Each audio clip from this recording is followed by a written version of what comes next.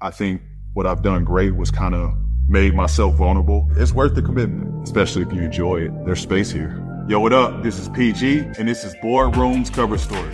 We got to go down memory lane, man. I even got to tell this story, yeah. If Kobe hit a game winner on you, like, that's what he do. Right. And I mess with him at the free throw line. I'm like, yeah, we here. Welcome back to another episode of Podcast. It all started probably 2020, like right when COVID hit. I was already doing live streaming for gaming, playing Call of Duty with my boys. That was really the first initial kind of idea once I started to see the fans, the interaction between them, answering questions. I was talking back and forth with them. My boys were having a ton of fun, and that was really what life was at that moment, being locked up in the house. So I wanted to give back to fans in a way that I didn't know how to at that time. Just the idea of podcasting, like, you know, I'm on the game talking to my boys probably 2-3 hours out of the day anyways. So I was like, man, what if we just shot content and put it out and, you know, kind of brought this to on camera? Everything I think just aligned at the right time. I'm all about positivity, and just pushing the right agenda out. And, I think I'm very optimistic and kind of even keeled when it comes to perspective. So, I think it just made for, you know, the platform and the groundwork to just be a comfortable space and a safe space for people to jump on and get their points across, their messages across, their perspectives across, without it being, you know, shunned upon. Or it's been fun all the way through, to be honest. And it's been therapeutic, for me to kind of just share ideas, pitch ideas, give comments, talk about the past, the future. You know, if you would have told me 10 years ago that I would be podcasting, I wouldn't have believed it. I'm pretty introverted. And so to be on camera and to be comfortable in front of the camera and talk and, you know, interacting with, you know, new people, some are old friends, new friends, it makes me even more excited to be able to jump out of my comfort zone and try new things and just a lot more open to new experiences. Being in the W now, being in the professional league now, did you have those same struggles now with COVID happening? It was just so much going on that I really felt I was in a space that embraced Blackness, and I was in a space that really embraced being able to express yourself and still be an athlete. Rookie years are hard. Rookie years are very hard. Everyone goes against you, especially when you're on top, you know, on top of the list. Yeah, it's safe to say that bubble experience was just tragic, right? Yeah, it was crazy. I think what I've done great was kind of made myself vulnerable in ways of getting my questions off, by putting myself in those situations, and which a lot of times have been relatable to the guest. And I think just that comfortability, not only from myself, but to get the guest comfortable. I think when you watch the first couple of episodes, you'll see the guest nervous and myself nervous. But I think as the series goes on, you know, I feel that I'll find a way to kind of reach and tap into the guests, and make them just feel a part of it from the second we start shooting. And that goes a long way. I couldn't, you know, do this, and be comfortable to do this if I hadn't watched those guys and how they perform in this space. So big fans of Stephen A, just from articulation. Ryan Clark, Brandon Marshall, Ocho Cinco has a unique and amazing ability to just be funny in himself. Shannon Sharp has been a star in this space. Yeah, big shout out to those guys. Cam Newton as well. I love his Funky Friday and all he's got going on over there. I'm a fan of all those guys' works. That just makes me a lot more open to be able to collaborate with these guys and really try to take off running in this podcast world. Welcome to the very first episode of Podcast P, and I'm your host, Paul George, here with my co-host and my guys. Please introduce yourselves. I'm Dallas Rutherford, a.k.a. the White Stallion down at Venice Beach. And I'm Jackie Long, and I never do you wrong. I'm not going to do nothing but tell you what's right and never tell you what's wrong.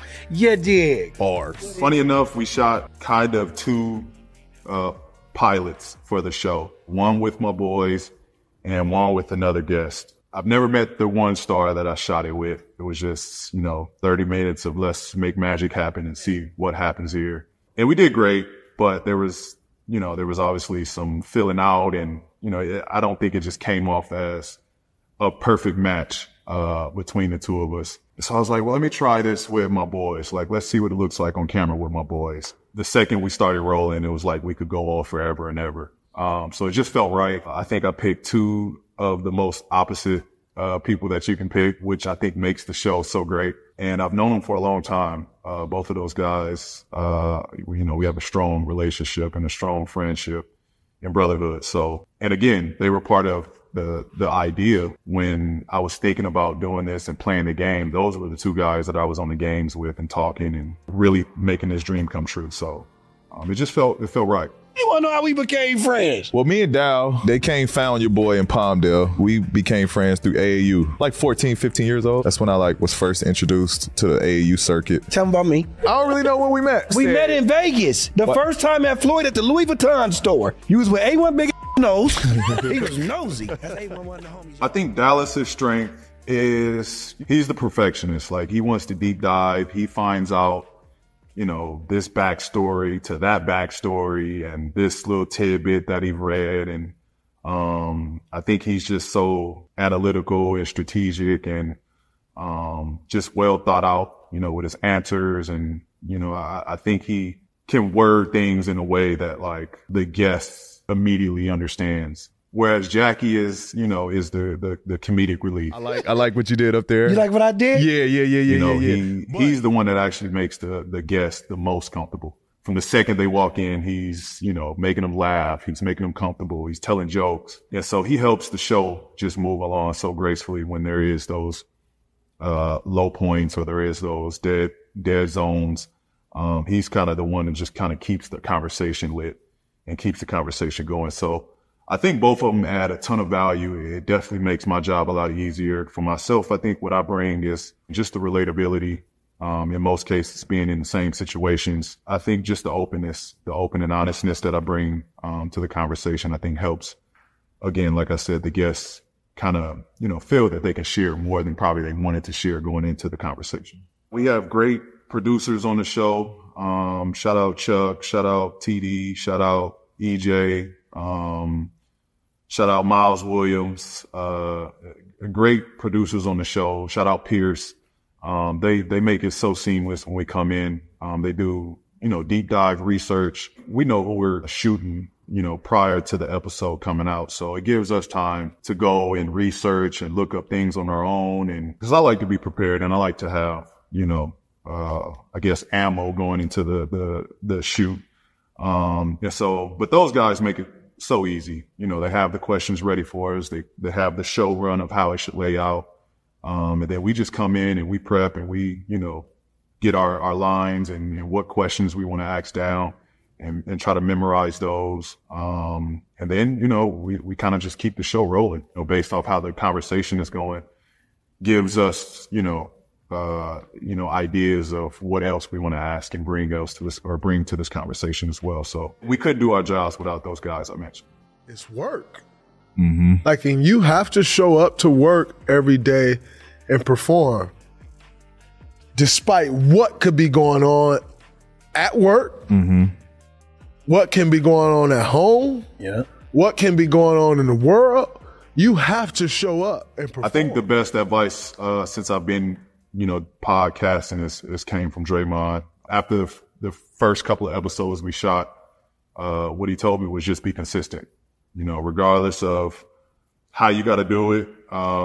You got to be consistent. That's what the fans and the followers want most, is just, you being consistent at a certain time every week. That really, registered with me. It comes with the job.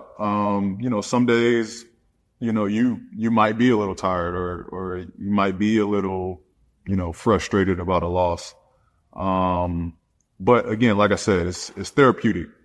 So regardless of how I felt the night before or the game before or the day before, it's a way for me to kind of vent it out. And, so honestly, those days where it seems to be tough, it always begins to become lighter as the pod goes.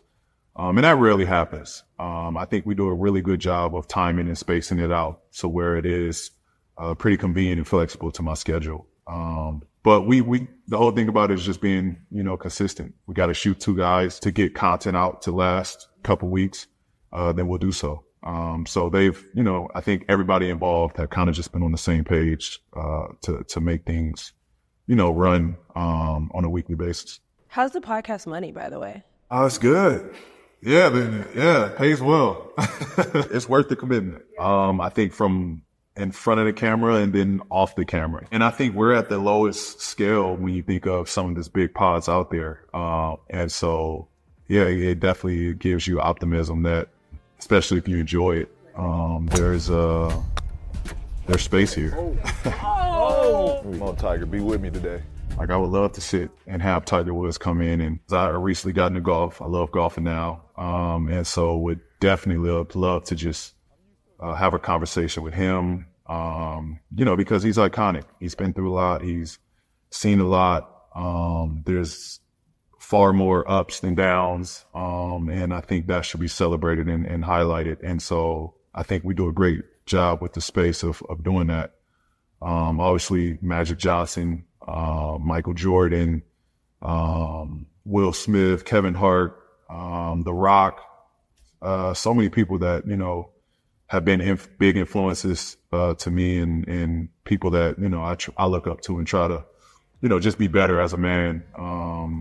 Those are the people that stand out to me to have on the show. We got none other than the young legend, just an all-around star, biggest, newest star in LA now, 2-time WNBA MVP, Defensive Player of the Year, A'ja Wilson. I've been loving the coverage that we've been having and again, appreciative of the platform I have to shed light on the WNBA. Honestly, women's basketball is very personal and, very close to me with my older sister playing and, being one of the reasons why I got into basketball. So, I've been around women's basketball for, ever since I can remember. And so that'll always have a sensitive spot, for me. But I think, again, we just want to uplift, and spread positivity. I love where the WNBA is going now. I love the new personalities in the WNBA now. They're growing their game and they're doing it organically and beautifully. I think each woman is starting to come into their own and embrace who they are. And that's what's really making the game grow. They're stars on the court and now off the court. And so, yeah, the more that we can kind of highlight that and, put that out there and give them coverage, as big brothers, to our sisters, I'm all for it. And I think our pod has shown that. Well, obviously you've been named the #1 podcast in basketball, and that was early.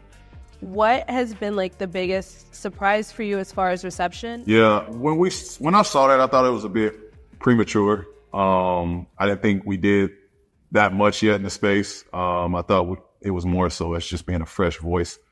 But, to be honest, I don't think we're there yet. I think there's a ton of improvement on my end. There's a ton of improvement on Dallas and Jackie's end. We're 2 years, not even yet, 2 years yet into the podcast. And so we got a ton of work to do. And I think we're getting better on a yearly basis. But, I love the reception that we've been getting. It's been keeping us locked in to continue to do this. And we actively read the comments on the episodes. Sometimes I'll read and while we're watching it live, we'll kind of read and see what people are saying. And I think we're on the right pace. We're on the right page of where we want this thing to go. It's been a ton of positivity and we look forward to the comments. Like I do take it personal when, people say that we could have did this better or we could have did that better. They're the subscribers to this. This is their content. This is what they want to see. This is not for me. I think it's more so for them. And so I do want to kind of be relatable and be able to show, many different directions of what I can do in this space. So yeah, I've been loving what the fans have been giving us. And I didn't think I'll be here, if I look back 10 years ago and look where I'm at. So it's only up from here.